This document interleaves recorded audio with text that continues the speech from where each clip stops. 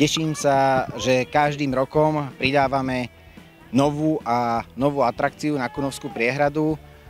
Tento rok sme sa trošku pridali a už je to druhá atrakcia, pretože prvá bola rozšírenie Enviroparku, ktorý sme realizovali z jedných projektových peňazí. Teraz tieto peniaze sme riešili a tento projekt sme si vymysleli prostredníctvom oblastnej organizácie cestovného ruchu.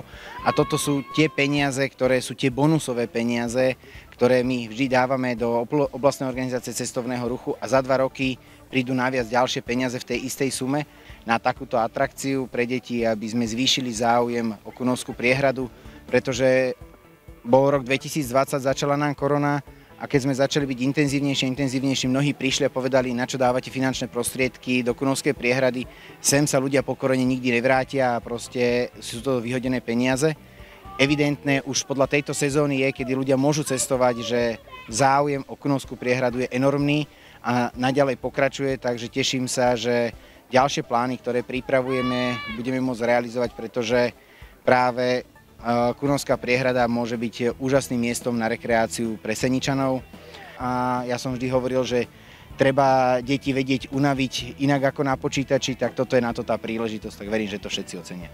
My sme od roku 2019 začali ako oblastná organizácia cestovného ruchu aktívnejšie spolupracovať s mestom Senica a v tej spolupráci a v koordinácii sme sa zamerali na zatraktívňovanie toho prostredia Kunovskej priehrady.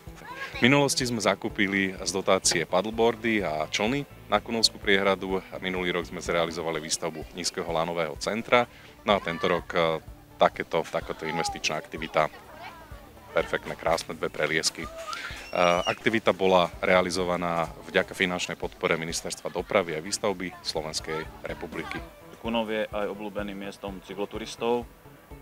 Kunovská priehrada a rekreačná oblasť Kunovská priehrada patrí k najvýznamnejším takým centrám pre voľnočasový turistický ruch, okrem kúpania a možnosti člnkovania. Je to aj obľúbené miesto pre cykloturistov, takže k tomu samozrejme patrí aj tá obslužná infraštruktúra. My sme preto aj zrealizovali výstavbu a osadenie stojanov na bicykle, servisného stojana, no a v rámci teda rozšírenej oblasti túto kúsok u nášho nového aktuálneho člena Salaš Sobotišťan chceme nainštalovať nabíjačku na elektrobicykle.